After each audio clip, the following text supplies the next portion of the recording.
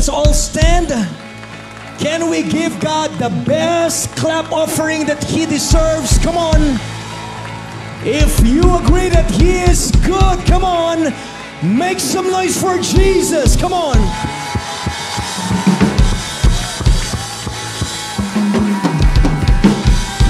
If you have experienced, come on, His goodness in your life, come on, shout. Woo! Hallelujah. Amen. Give your neighbor a high five and say, God is good. Amen, amen, amen, amen. Come on, ngitian mo naman yung katabi mo and say, God is good. Hallelujah. It's great to see you all in church this morning. How many are excited po sa salita ng Panginoon? Amen. Sino dito nagising at na-refresh po siya at ready sa anumang gagawin ni Lord for today? Amen. So before we go to the Word of God, few announcements po. Next Sunday will be our Bring a Friend Sunday. Hallelujah. Come on. Tingnan mo yung katabi mo, sabihin mo, don't ever forget. Kausapin mo yung katabi mo, sabihin mo, huwag mo kakalimutan. Okay? Next Sunday, again, will be our Bring a Friend Sunday. So make sure you're bringing someone with you. Tingnan mo yung katabi mo na naman, sabihin mo, magdala tayo next Sunday. So we have a week to prepare. Okay po ba? Parang mahina, hallelujah. Come on. Alam niyo po yung good news, malapit na nating mapuno yung cinema. At pag napuno at nag-overflow po ito, by faith, we can open another service by the grace of God. Hallelujah. Amen. This year is a year to soar, so we need to embrace yung vision, yung word ng Panginoon sa atin. And lastly po, I want to encourage everyone, let's make it a culture to always, fill the seats in front. Ayan. Kaya po, ayaan nyo yung mga nalilate sa taas, pero kung maaga po kayo, if you come early, we encourage you to fill the seats in front. May mga bungal-bungal pa pong upuan sa harapan. Alam nyo, masarap po sa harap. Natatalsikan ka ng blessings. Ba, yun na iniisip nyo? Ba't parang iba yung... yung iba pa napaganyan eh. Okay po. Okay, sige po. We can now take our seats. Amen. Parang umiiwas yung iba sa harapan. Amen. Once again, ngitian mo yung katabi mo, look at your neighbor and say, you look great and wonderful this morning. Amen. Thank you, Jesus. Let's go to the Word of God. Ngayon po umaga, and I want to revisit po yung ating preaching calendar. If you can still remember, I think around Feb, when I said po na tayo po ay may susundan na preaching calendar and we are trying to divide yung ating preaching doon sa SOAR, no? S-O-A-R, and we have done a wonderful series about seeking God. Tama po ba? And this is our flight plan for the year 2024. So yung SOAR ay binigyan po natin. Naalala nyo pa po ba yan? I don't know if you can still remember the importance of seeking God, obeying God's word, abiding in Him, and reaching out. So sabi natin last Feb that that soaring in Christ is the outcome of seeking God, obeying God's word, abiding in His Spirit, and reaching out. So kung gusto nyo pong mag-soar ngayong taon, kailangan po nating ma-embrace itong mga katotohanan ito. Kailangan tayong matuto. We need to learn how to really seek God. Pangalawa po, ito po yung pag-uusapan natin ngayon, is it's all about obeying God's word. I do believe that we cannot soar kung wala pong obedience sa word ni Lord. Again, we cannot soar kundi po tayo matutong mag-obey. Okay? So let's go to our text this morning found in James chapter 1, verses 19 to 27. Again, let's open our Bibles. James chapter 1, 19 to 27. At sabi po dito, listening and doing. Come on, say that with me. Listening and doing. Amen. Verse 19, my dear brothers and sisters, take note of this. Everyone should be quick to listen, slow to speak, and slow to become angry. Because human anger does not produce the righteousness that God desires. Verse 21, therefore, get rid of all moral filth and the evil that is so prevalent,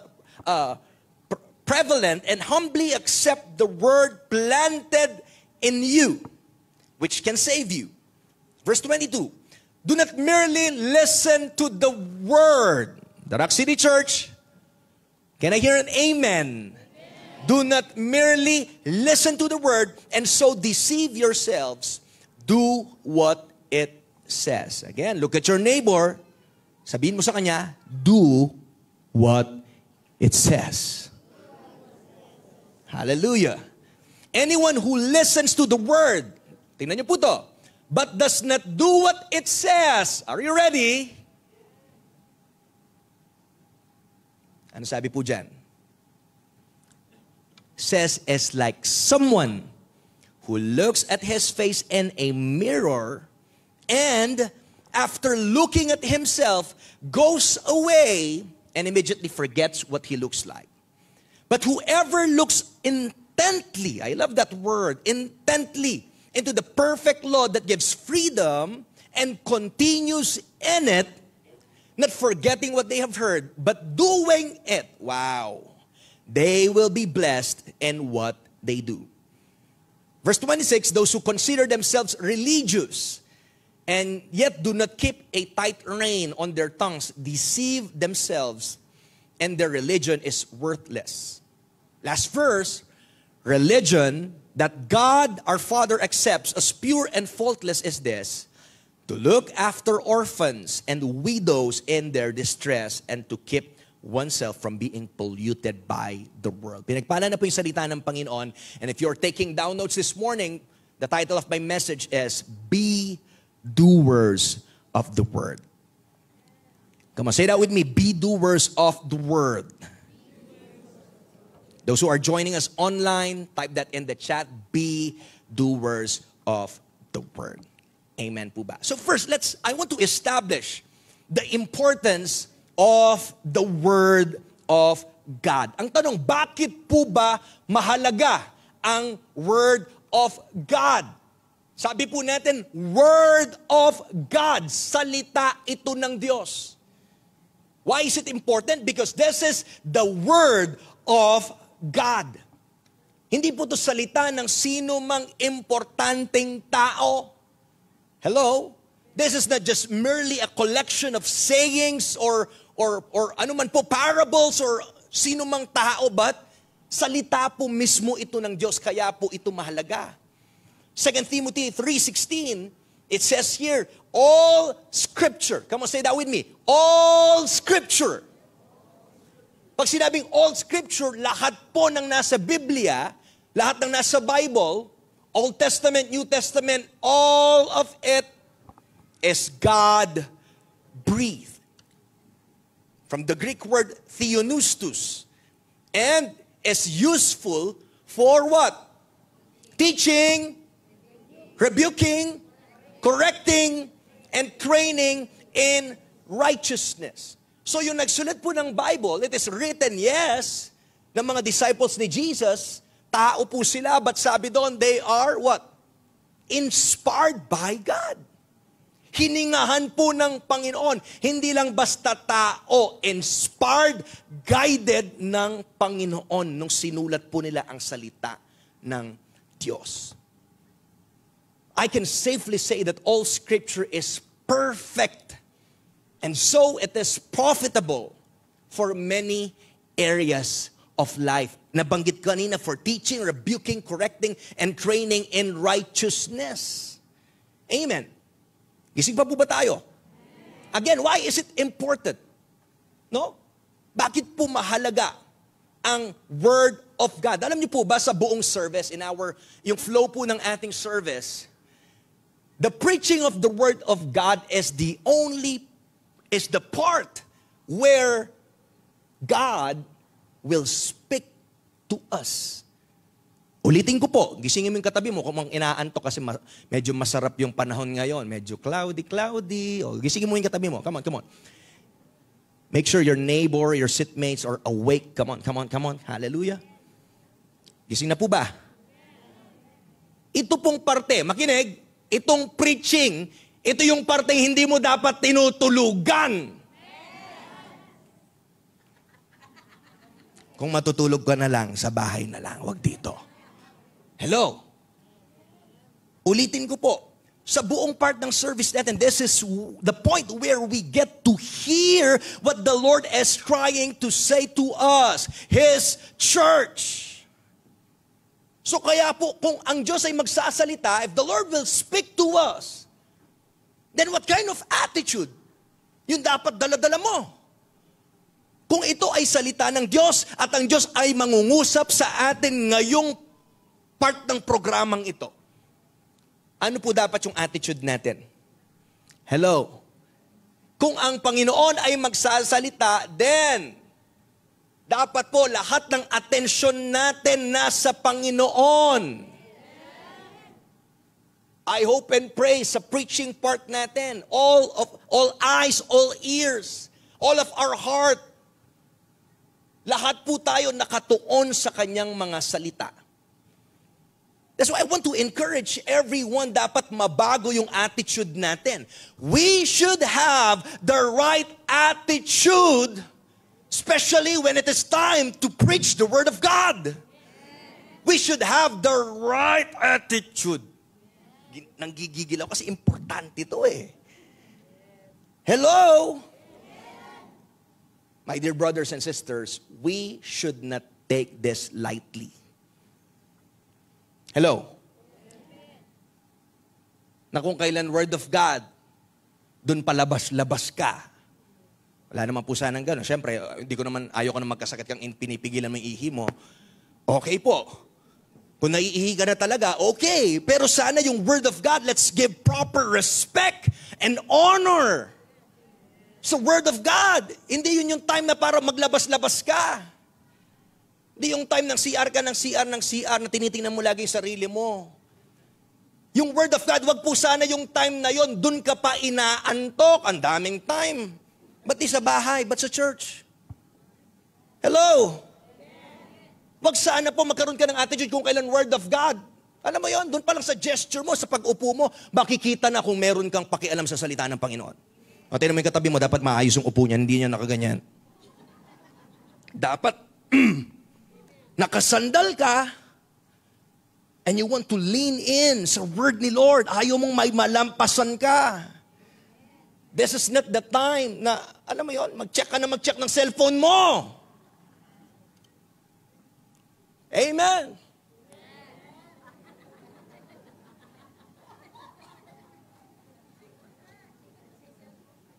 Wag dito.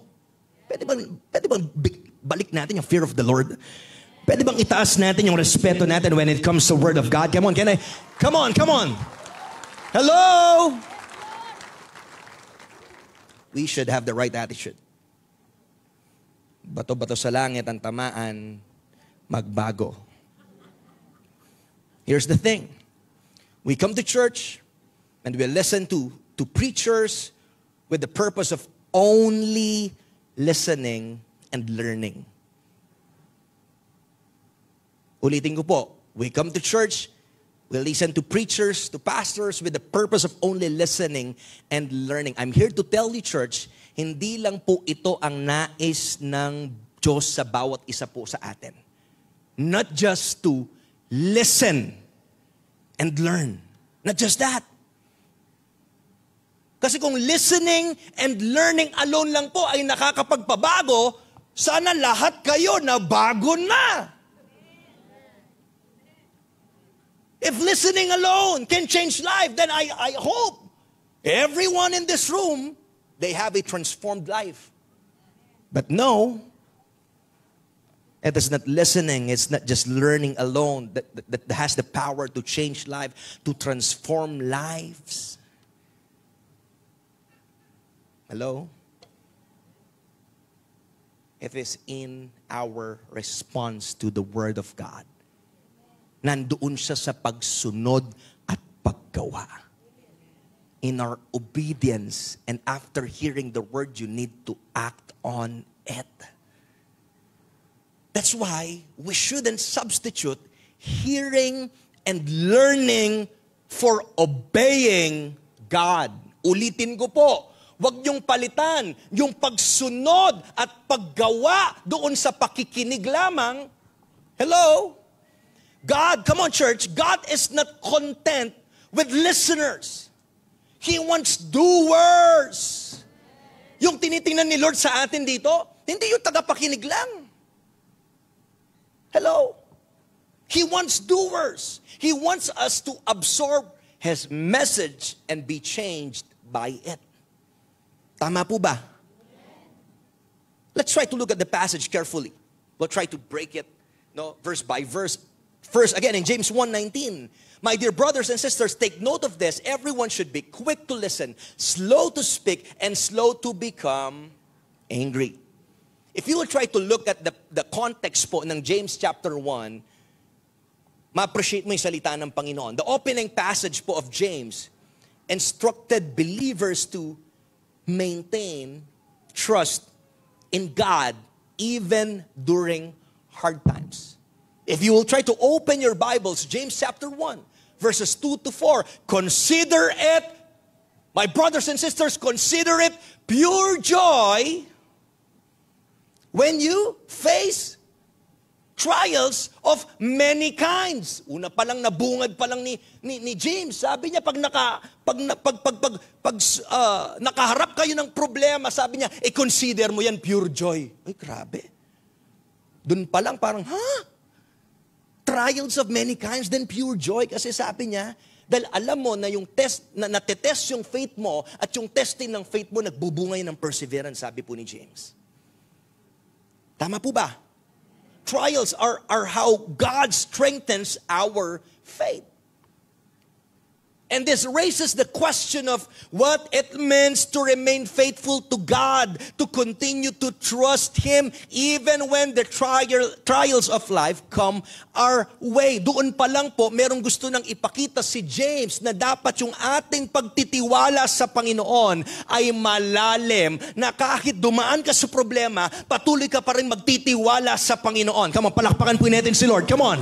Hallelujah. This is a timely message for everyone to keep on trusting the Lord even at the face of trials. I want to encourage everyone. I know you are going through tough times. I know maybe some of you are facing a lot of giants, a lot of mountains sa buhay mo right now. But God has a word for you. Keep on. Keep on trusting. Keep on obeying. Keep on listening. Keep on doing what God is telling you to do. Yan yung word ni Lord. Magpatuloy ka, magtiwala ka kahit mahirap. Hello? And here's the thing. Starting in verse 19, James begins to describe what that obedience looked like. Dati po, nalalaglag din ako sa trap na pag binabasa ko tong verse 19, before nababasa ko siya ng ano lang simpleng, alam mo yun, slow to speak, slow to listen. But I didn't know that itong text na to, merong gustong sabihin yung Panginoon about trusting. Ready na po ba tayo? Again, James begin to describe what that obedience looks like. Yun po daw mga tao, those people who trust and obey God, they learn to adjust the speed of their listening and speaking. If God is truly in control, we can afford to take the time to understand. Yung gusto pong pakita ni James dito is, this is applicable not just sa kapwa mo tao, Not just to man, but also to God. Look at this. Look at your screen. The command to be quick to listen, it also calls for an eagerness to hear and obey God's message. Hindi lang pala siya slow to or be quick to listen. Hindi lang po sa pagsasalita, lagi natin kino-quote ito eh. O maging, alam mo yon, quick to listen. Mas doblehin mo yung pakikinig mo. Tama po yon. Pero hindi lang pala yun relatable sa tao. Pag quick to listen ka din, natitrain, your ears are being trained to eagerly hear. Hear. Hear.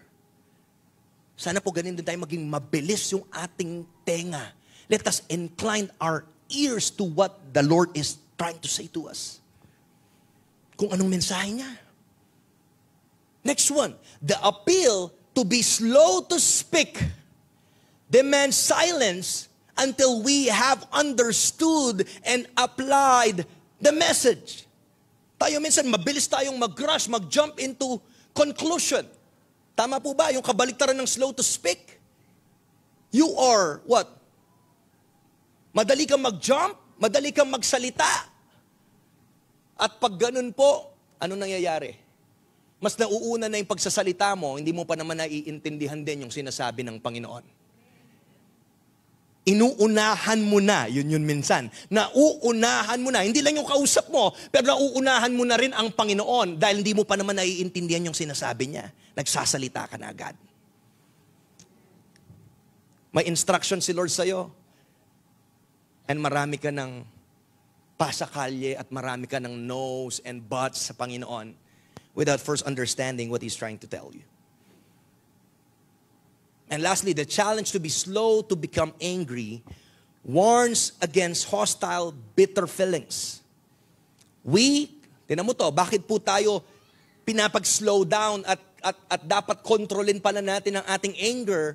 Because we cannot hear God if we remain distracted with resentment, hatred, or vengeful attitudes. Wow! Yung tao palang, it's like James was trying to tell us that with this kind of attitude, it's sometimes difficult to hear the Lord. You're full of yourself. You're full of vengeance. Maghihiganti ako, magagalit ako, papatunayan ko. Yan minsan yung nangyayari sa atin eh. You're trying to put things under your control. Tingnan niyo po. Naliliwanagan po ba tayo? Hindi lang pala siya nare-relate sa kapwa-tao, but even sa Panginoon. Wow. Tama po ba? Slow to listen. Actually, those who are slow to listen are often quick to speak. So yung gustong sabihin ni James dito, rather than reacting suddenly without careful consideration, we can respond in a way that is helpful. Katulad po ng paano? Look at your screen then also. Doubting that God is in control speeds up our mouth and slows down our mind. Tingnan nyo? Tingnan nyo. Kung paano yung sinasabing slow to listen, slow to speak, and slow to become angry, yung tatlo pong yan, pwede rin i-relate mo sa Diyos. Dahil pala, pag ikaw ay nagdududa sa anumang kayang gawin ng Diyos, mas prone kang magsalita.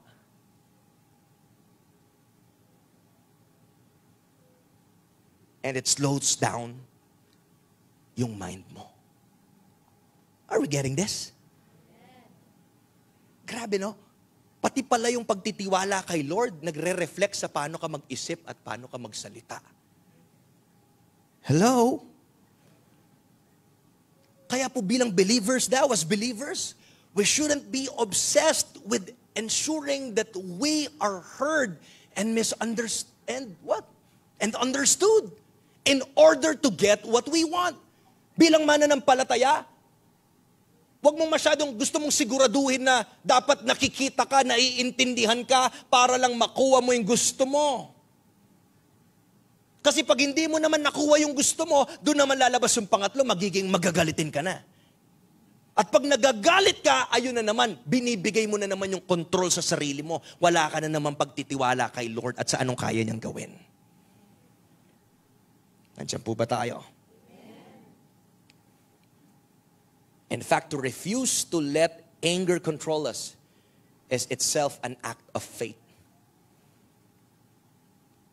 Imbis na magalit ka pala, ibuhos mo yung galit mo, yung pagpipigil mo pala sa galit mo ay pagpapakita din ng pagtitiwala mo kay Lord.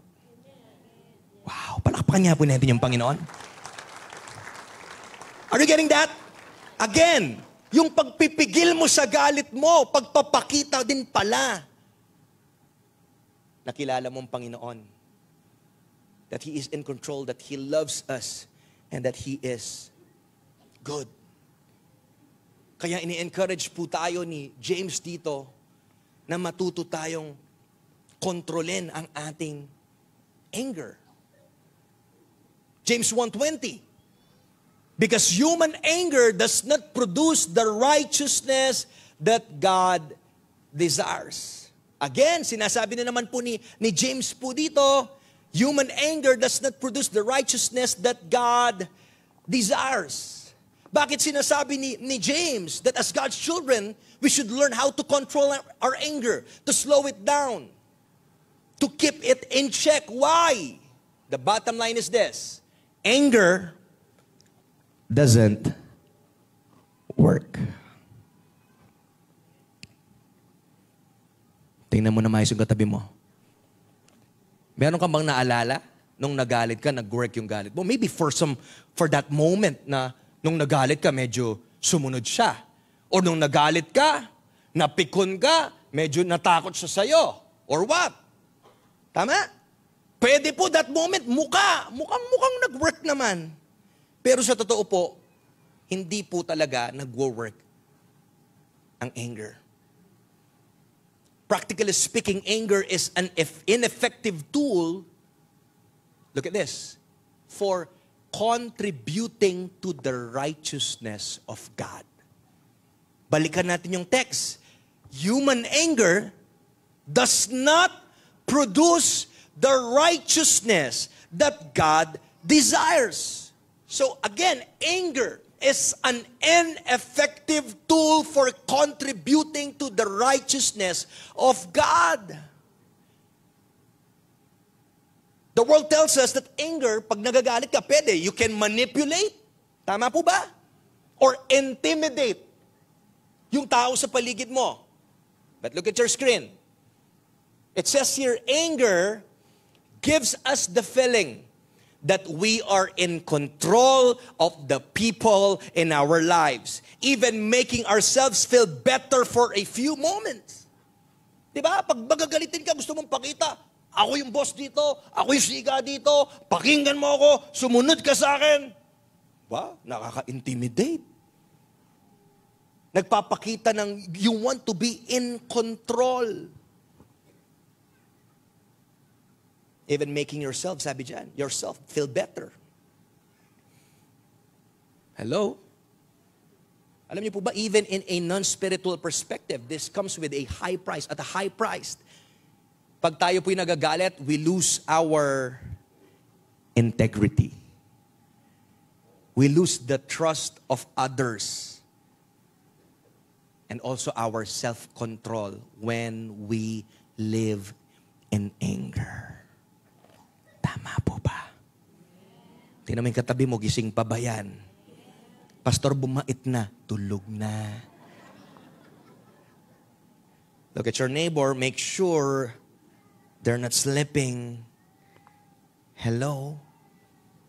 So dun sa text, pinakita po ni James yung human anger and God's anger. Alam niyo po ba that even yung God's anger, it is a righteous anger. Hello? Yun po yung kaibahan ng anger ng tao at ang Diyos. Ang Diyos po kahit mapuot at magalit, righteous pa rin po. Nandiyan pa po ba tayo? righteous pa rin po. Hindi po katulad ng galit natin na minsan talagang nagkakasala po tayo. Yung teaching po ni James here, it reveals a huge idea. Look at this. We were created for far more than simply getting the superficial things out of life. Hindi ka dinisenyo ng Panginoon na gamitin mo rin ang galit at i-front mo yung sarili mo para makuha mo lang yung mga bagay na gusto mo dito sa mundo. Because part of our purpose, you need to understand this, as believers, is to be used by God to help contribute to His righteousness. Kaya ka nga tinubos ng Panginoon. Kaya ka pinatawad. The reason why the Lord justified you, pinatawad ka niya, inari ka niyang ganap, para ikaw na pinatawad niya at tinubos niya at ginawa ka niyang matuwid, ay makapag-contribute ka dun sa katuwiran. To help accomplish His purpose in the world. The question is, after you have been saved, then what's next? Are you even contributing doon sa purpose? Doon sa righteousness ng Panginoon? Or are you even contributing to accomplish His purpose in the world? Tanongin mo yung sarili mo. After mong tinanggap yung Panginoon, after mong nabago, anong kapakinabangan ng buhay mo sa Diyos? What a nice question. Ulitin ko po. Nakukuha nyo? After mong maligtas, pinatawad ka ni Lord. Oh wow, born again na ka, praise God. Sinuko mo yung buhay mo, praise God. Nagpabaptize ka na, okay. Walang problema. O ngayon, anong kapakinabangan ng buhay mo? Are you even contributing to God's kingdom? Or you're just a nominal Christian? Sunday goer.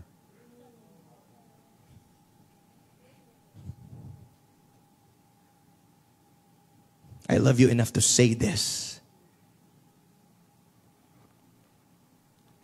At okay lang po ako kahit magalit kayo sa akin, mahal ko kayo. Okay lang, kung di mo magustuhan yung preaching ko at di ka na babalik next Sunday, okay lang. Basta masabi ko to. Hello? Gising pa po ba tayo? Are we helping to contribute to His righteousness, to accomplish, helping to accomplish His purpose in the world? We have a glorious eternal purpose, far greater than what we can achieve through anger or sin. Kasi marami po gagamitin ng galit, ang puot, ang paghihiganti, at lahat na ng klase ng kasalanan para lang magawa ang nais nila. Pero sabi ng Bible, we should not use our freedom just for our own agenda. We need to understand that we have been bought with a price. You should use your freedom not to serve yourself, but to serve God. Palakpakan niya po natin yung Panginoon. Gamitin mo yung kalayaan mo para gawin ang pinapagawa ni Lord sa'yo. Hindi gawin yung nais mo. Hello?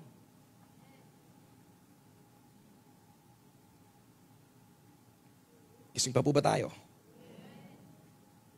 Sabi ko po kanina, James distinguishes between human anger and God's anger. Everything God feels and expresses is righteous, including His anger. Nandiyan po ba tayo? On the other hand, human anger, by contrast, is nearly always an expression of human selfishness. Yun yung sa likod ng galit, pagiging selfish. Sa likod ng galit, takot. Sa likod ng galit, it is a desire to control the world around us. That's why sabi, kontrolin natin, wag nating i-front yung galit because, look at the screen, those who trust the Father to be in control, to provide what is needed, to bring justice when the time is right, can afford to let go of human anger. Diba may time gusto mong magigante? Sino dito ayaw niya natatapakan siya? Diba? Huwag mo kong yuyurakan. Ha? Grabe. Mo kupangan niya nan. Ayun yung ayaw natin eh. Don't point your fingers on me. Ayaw mong nayuyurakan ka, natatapakan ka, meron sa loob mo na gusto mong magigante. And you want to be in control. But if you understand that the Father is in control, you don't need to put it sa kamay mo. Yung justice, sabi ng Panginoon, vengeance is mine, says the Lord. Hindi mo naman kailangan pagtanggol din pala yung sarili mo. Minsan gusto mong balikan yung nanakit sa'yo. Lord, pasuntok lang, isa lang, Lord. Tama. Lord, paganti lang. Lord, sa pikangge mong mission ni Lord. Metong mo, Lord, mag-repent na ako mo.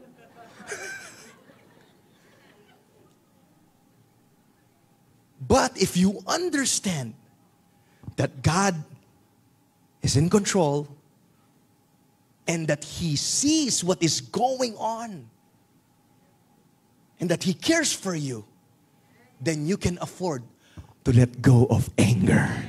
And trust God that He knows what He is doing. Grabe, no? Malalim yung word na masarap. James 1:21. Therefore get rid of all moral filth and the evil that is so prevalent and humbly accept the word planted in you which can save you. And here po, James continues to describe what it looks like to truly trust God, our Father. At parang gustong pakita ni James, how does that show up in our daily lives? Paano ba mapapakita sa pang-araw-araw nating pamumuhay? At pinakita po ni James dito, he writes that those who trust God reject sin. Uy, pati pala dito. Yung tao din palang nagtitiwala kay Lord, kaya niya ring tanggalin or alisin or iwasan ang kasalanan.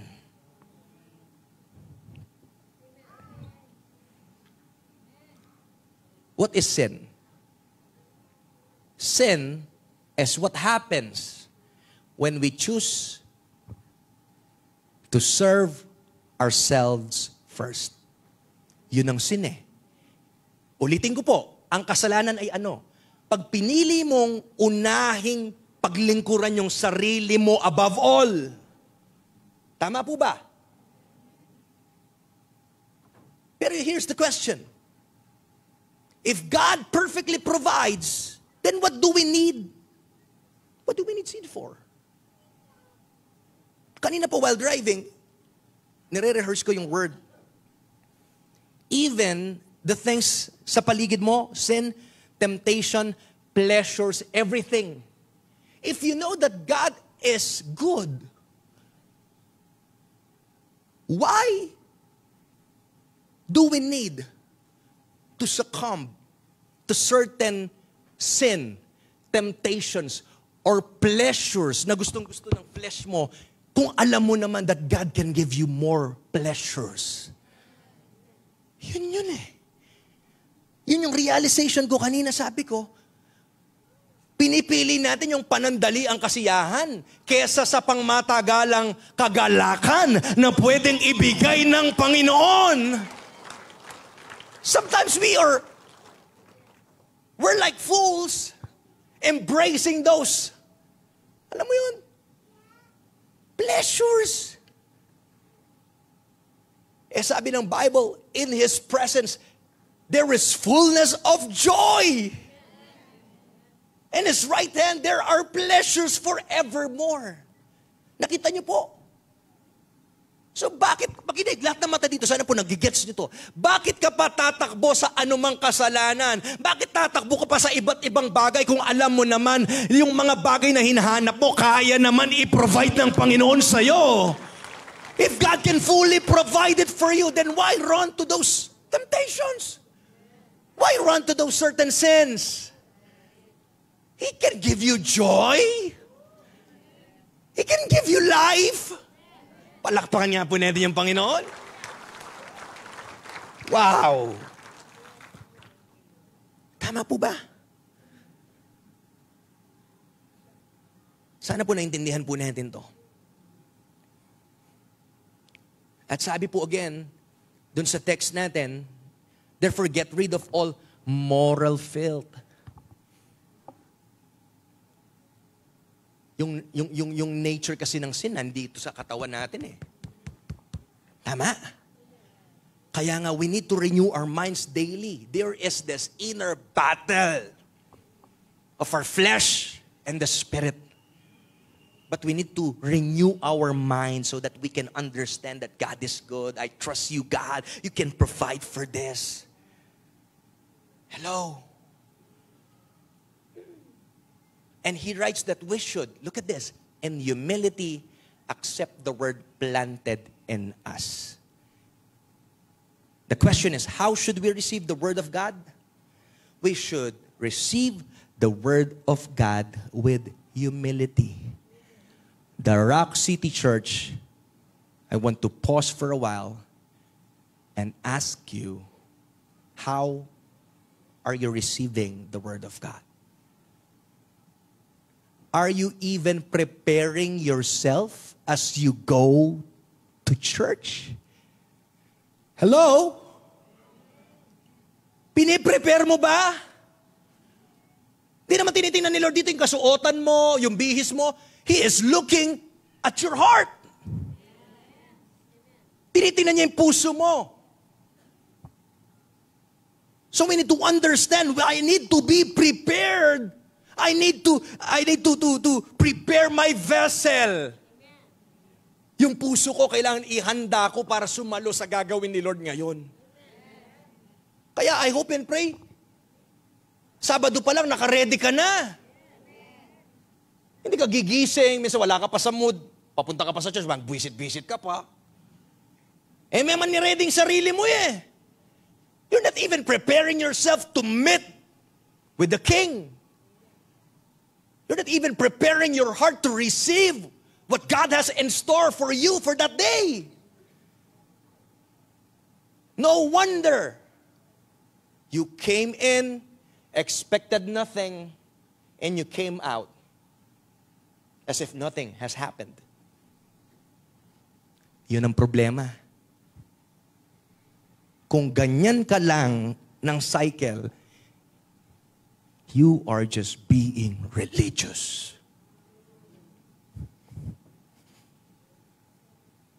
You came in, you go to church, you sit, a little clap, a little raising of hands, little tears, you sit down, you come out, you get back again next Sunday. Walang nagbabago sa buhay mo. Kasi mali ito. Ito yung gustong itama ni Lord sa atin. Kaya kung di ka excited, pupunta ka sa church, wala man, may mali sa puso mo. Ayusin mo yung puso mo. I'm here to tell you, again, anong mali? Puso mo. If you're not getting excited with the things of God, there's a heart problem. Di ka nag-expect, di ka nagre-ready, wala kang pakialam, wala. Kapatid, may problema ka sa puso. Kailangan mo ng heart bypass. Spiritual. Tatakot yung iba. Doktorya pala yung pastor. Ano? Hello? Kaya nga kung excited ka, if you're excited, at pumunta ka dito, niready mo yung puso mo. Mafe-feel mo yun eh. Hindi pa nagsastart yung service. May expectant heart ka na. I do believe if you came here prepared and expectant, even at the start of the service, praise and worship pa lang, may breakthrough na, may miracle na, may healing na mangyayari. Palakpakan mo si Lord. Come on, come on, come on. God wants to break the spirit of religiosity. Hello? Huwag mo nang lokohin yung Panginoon. Kailangan natin lahat ng pagbabago. Magpabago na tayo sa Panginoon. Hindi natin kayang baguhin yung sarili natin. Kaya totoo yung dating kantang gusto kong bumait, pero di ko magawa, Ana. Hindi mo talaga magagawang bumait. There is no one good apart from God. Palakpakan natin yung Panginoon. Walang mabuti apart sa Diyos. Kahit sino pang matulungin dyan or sino mang makita mong sobrang bait, mukhang anghel. Mukha lang yan. Sa likod, meron ding kasamaan yan. Hello? Apart from God. Walang ibang mabuti kundi ang Diyos. Tama po ba? Kaya sabi po dyan, and humbly accept the word planted in you which can save you. Maliligtas ka daw ng ano? If you will humbly accept the word, it can save you now because it will lead you to righteousness. It will not lead you to sin because sin will eventually lead you to death. It can save you now and it can save you eternally. Yan po'y kagandahan nun. Tama po ba? Next, James 1:22. Mukhang matinding overtime natin ngayon. Nasa 22 pa lang tayo. Pero dahil excited ka, may lalawining oras mo. May lalawining orasan. Gutom na po ba kayo? Nag-fasting nga tayo ng 3 araw eh. Kaya okay lang kayo. And also, let's make it a culture. Dito po sa Darak. Sunday na lang nga tayo nagkikita-kita minsan. Huwag naman kayong magmadaling umuwi. Minsan after ni pastor, wala na, rengalo. Tara.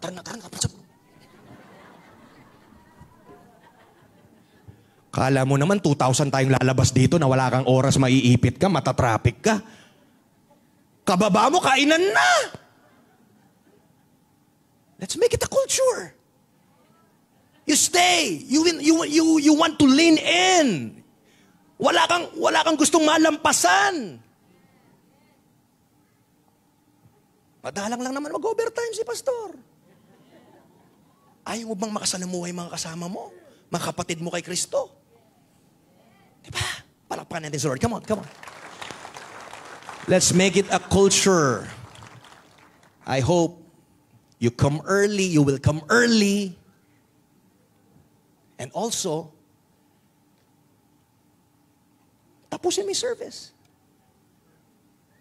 Hindi mo na nalaman, kaya wala ka. O malay mo, sinabi dun sa pinakadulo, nasa end credits pala. In-announce pala dun, walang service next Sunday. Dahil minuli, kaya mo balo. Kunyari lang po. Diba? Tapusin mo, namnamin mo hanggang sa pinakahuli. After na, okay, doon na. Payapa tayong lumalabas, umuuwi. Oy, kumusta ka na? Kalitang halapa man. Ano ba, may flight ka ba mamaya? Kung wala naman, okay lang kung may flight ka. Hello. Palakpakan nga po natin sa Lord. Na-enjoy niyo po ba yung pamilya niyo sa Darak? Are you enjoying this family? Then, don't be in a hurry. Mag-abang ka ng tao doon. Magbilang ka ng tao. Maganda din. Namnamin mo, kamayan mo, yakapin mo. Asarap, no? Habang magagawa mo sa langit, maliligaw na tayo. Habang kaya mong kamayo mga kasama mo dito, sige, build a community, build friendships. Wala na po akong oras. Marami pa pala. Amen. Napaalalahanan ako. James 1:22, do not merely listen to the word and so deceive yourselves. Do what it says. Hindi ko na po i-explain ng sobrang haba to. Yung sinasabi po ni James, hindi tinitingnan ni Lord yung tagakinig lang. Tinitingnan po ni Lord, hinahanap niya yung mga doers of the word. James makes it clear that those who trust God don't merely become experts at listening. Yung totoong nagtitiwala kay Lord, hindi lang yan basta magaling makinig. Maraming magaling makinig. But, look at your screen, to believe is to act on what we hear. Are you a believer? Di ba tinatawag tayo, believers? Mananampalataya. If we are called as believers, then dapat naniniwala ka. At kung totoo ka nga daw naniniwala, ito yung masakit na sampal eh.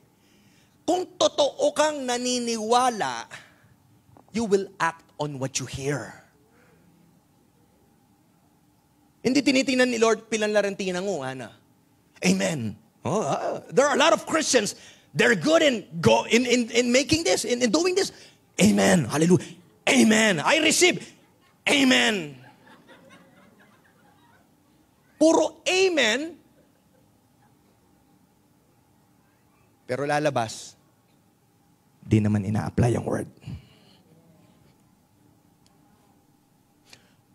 Amen. Hallelujah. Pero nung narinig yung word, kinonvict siya ng Holy Spirit. After nun, pinrush off niya lang. Back to normal. Walang ginawa. Sabi ni James, you are deceiving yourself. Niloloko mo yung sarili mo. Hello? Kung naniniwala ka, hindi mo kailangan ng 10 preaching bago ka pa maniwala. You don't even need a mountaintop experience.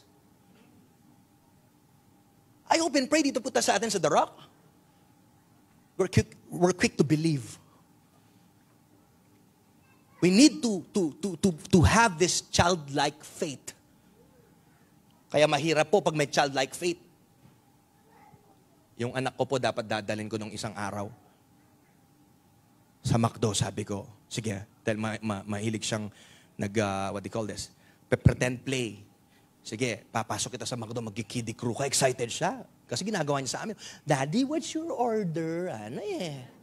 O sige, magkidi crew ka sa McDo. Pero pag sinabi mong dadalhin mo siya, pag sinabi mong ganito, tinatandaan niya at naniniwala siya agad. Kaya mamaya, babalikan ka niya, Daddy, when we will go to McDo? You told me.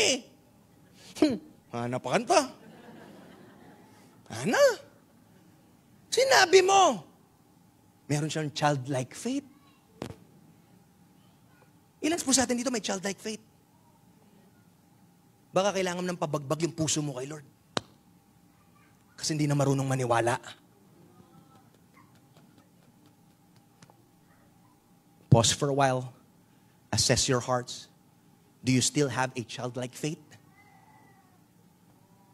Or kailangan mo pa, mahirap yung mga Israelita, pinakain na ng mana, may pillar of cloud na, may pillar of fire pa sa gabi.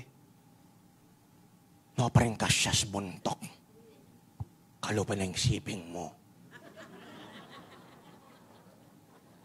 Ang dami. Hindi ba ganyan ka rin tayo? Nagmilagro na si Lord sa buhay mo eh. Pinagaling ka niya. Nag-provide na si Lord. But until now, you are still an unbeliever. But unbeliever ka pa rin, ba't di ka pa rin maniwala sa promise ni Lord? We need to have a childlike faith. Hello? It's okay to take time to hear the word of God and understand, but the faithful don't stop there. Hindi lang sila humihinto sa pakikinig. Do you know that faith in Christ is not just a map, but it is the actual journey. Hindi lang yan mapa. Yan na yun, journey mo sa Panginoon. Look at your screen. Merely nodding our heads at the word is not enough. Amen. Oh, yan na naman. We need to do what the word tells us to do. Not just, amen. Marami sa church, headbangers, amen. We need to figure out which way God wants us to go and then actually go that way. Yung iba sa atin, na-preach na yung word. Narinig mo na yung dapat mong gawin. But we still go the other way.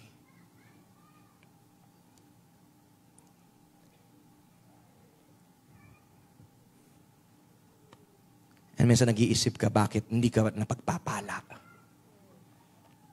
Minsan iniisip mo, anong mali sa buhay ko? Ang daming mali. Anong mali? Saan ka nagkamali? Dun sa una pa lang hindi mo sinunod yung word ni Lord eh. Malinaw na nga eh.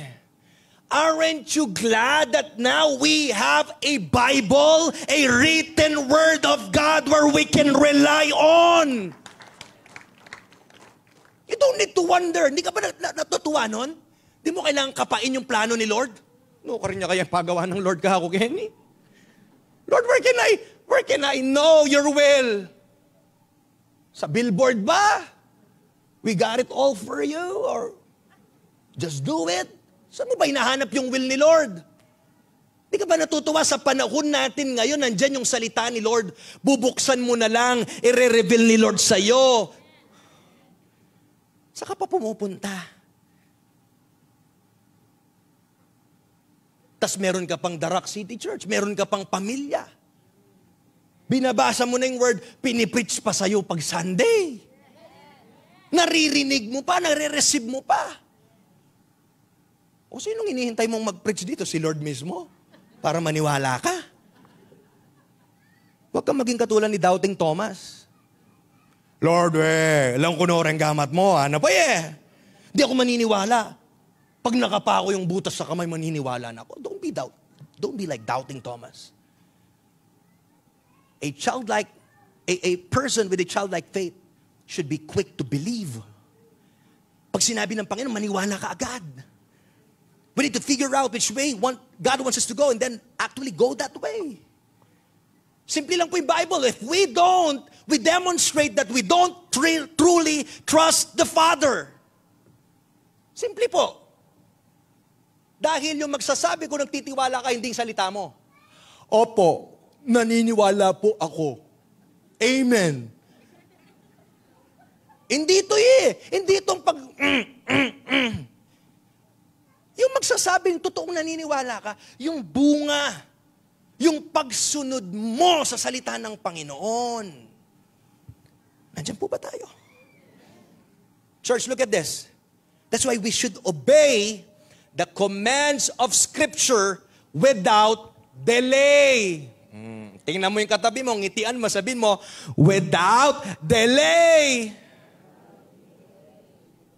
Hello? Look to your left, look to your right. Smile at them and say, without delay. Because delayed obedience is still disobedience. Nakailang Vision Sunday ka na. Wala naman nangyayari. Naghahanap ka na naman ng bagong prophetic word. Yung last year na binigay ni Lord sa'yo na word, hindi mo pa ginagawa. Kinumpleto mo yung mga faith list natin, ang dami. Ni isa dun, wala kang ginawa. Sinulat mo lang, ginawa mong wish list. But you did not acted on it. Hello? Without delay. As your pastor, it's my joy to see you grow in the faith. Also, number one, God, it's His joy to see His children walking in the truth, walking in faith, growing. Yan yung nais ng Panginoon sa atin. Kaya yung sikreto, pag narinig mo yung word, wag na magpatumpik-tumpik pa. Gawin mo na. Tapin mo yung katabi mo, sabi mo, do it, do it. Do what it says. Come on, say, do it, do what it says. Come on, come on. Come on. Tapikin mo yung katabi mo, sabi mo, do what it says. Bilisan ko na po. Iba na yung tingin ng iba. Matthew 7.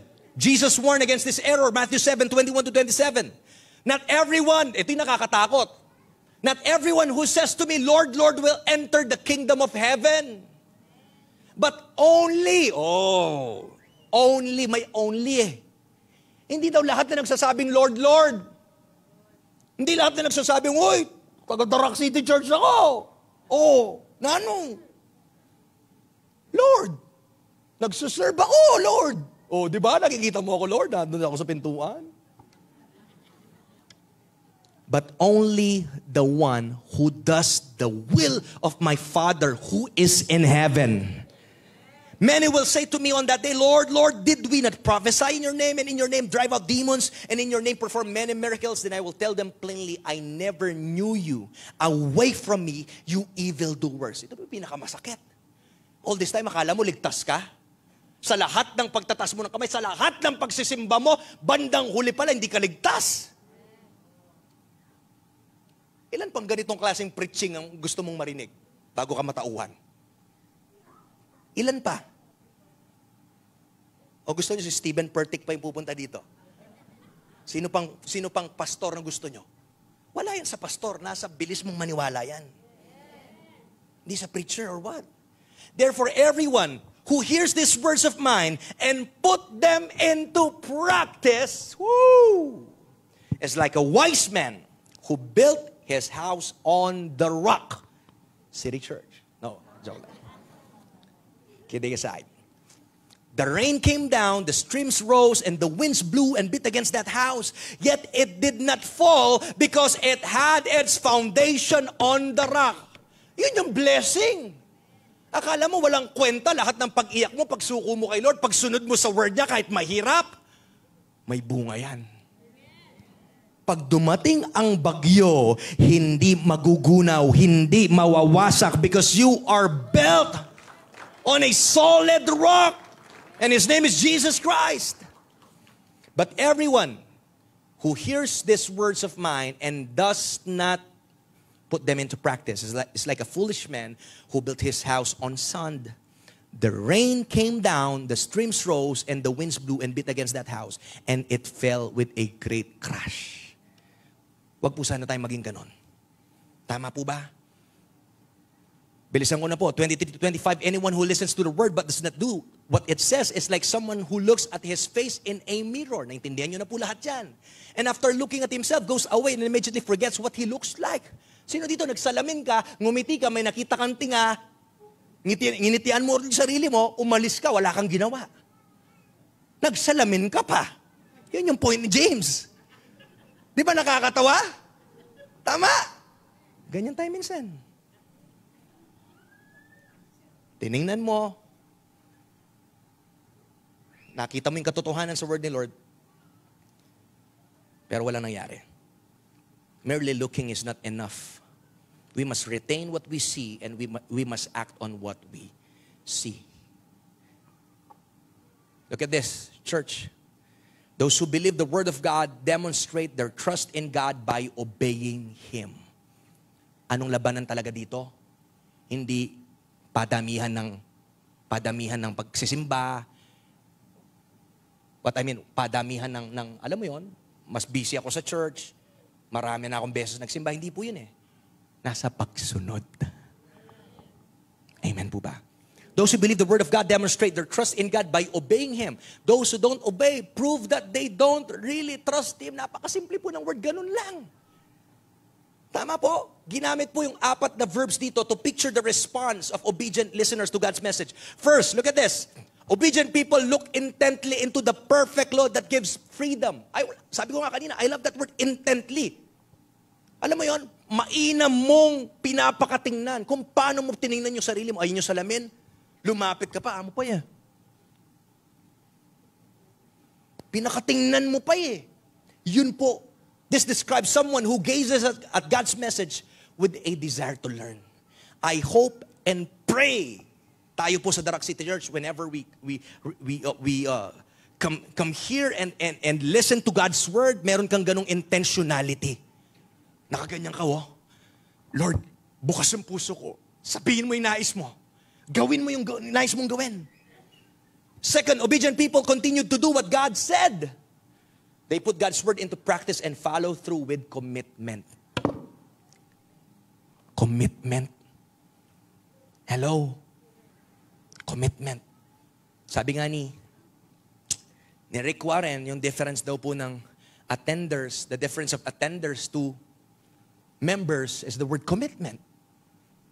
Ang attenders, nag-a-attend lang. Ang totoong miyembro, nagko-commit. And third, obedient listeners do not forget what they hear. Nakita niyo po, intently looking at the perfect law, nung narinig, they are continuing to do what God said.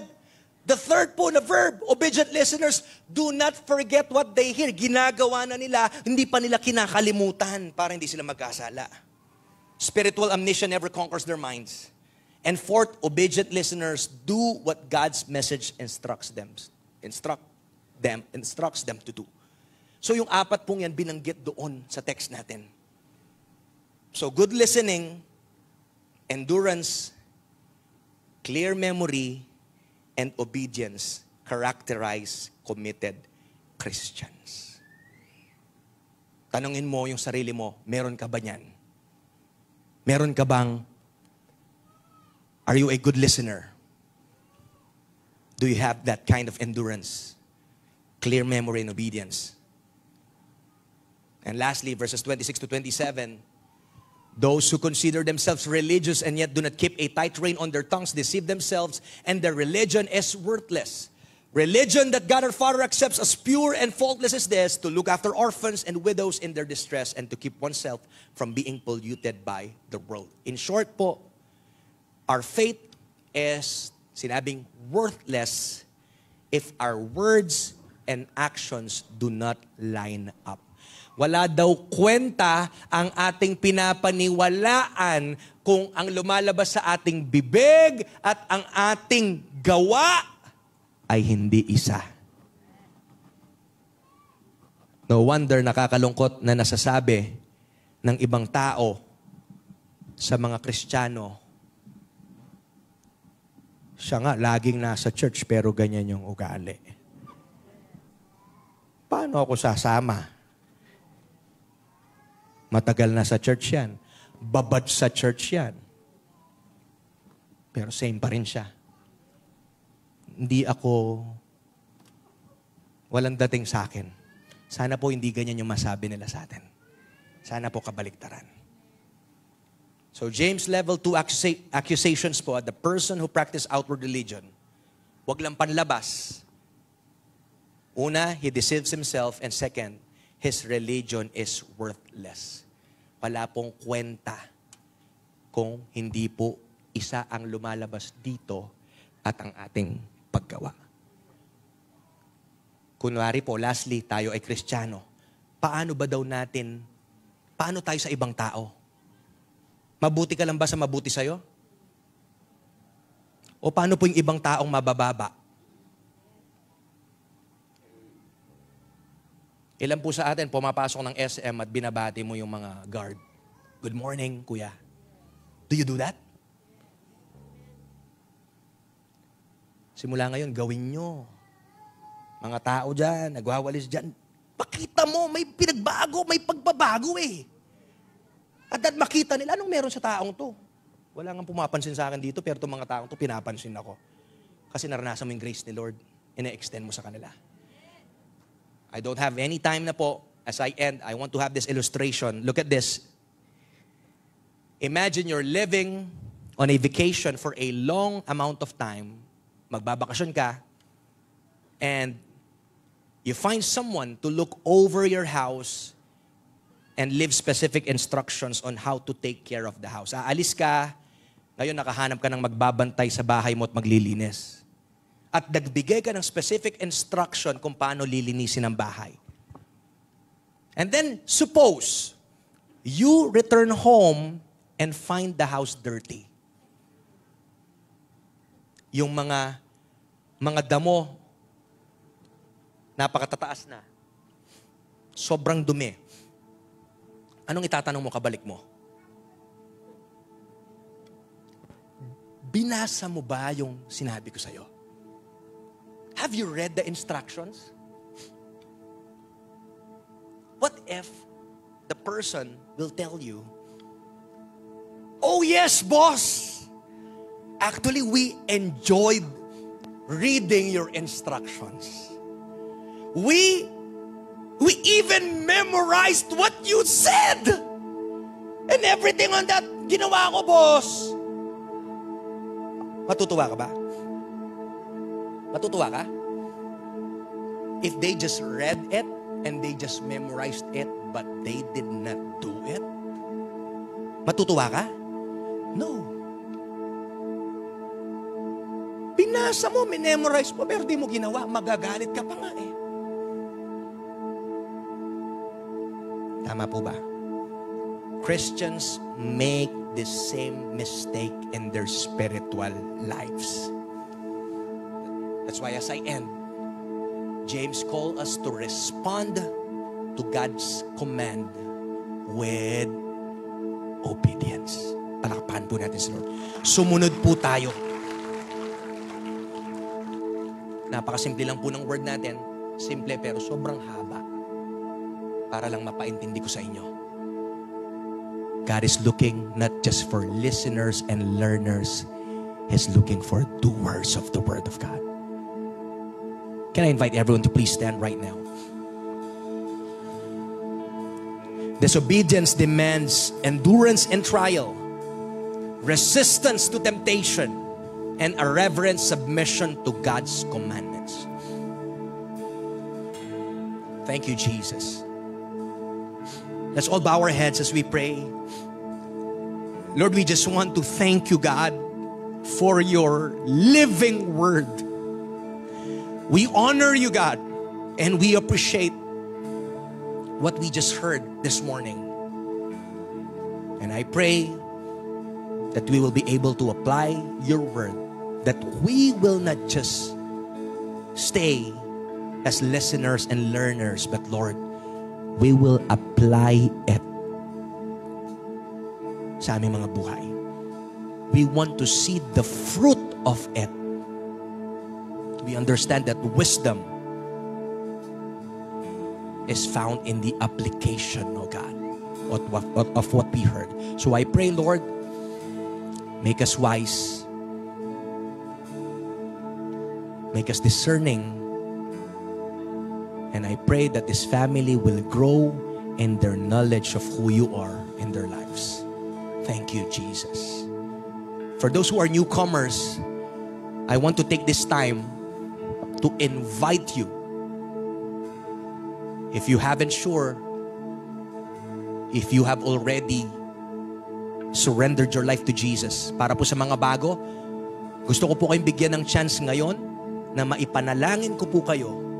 Kanina pa natin pinag-uusapan yung salitang trust. Ngayon, kung gusto mong pagtiwalaan si Jesus sa buhay mo for the very first time and accept His gracious gift na eternal life,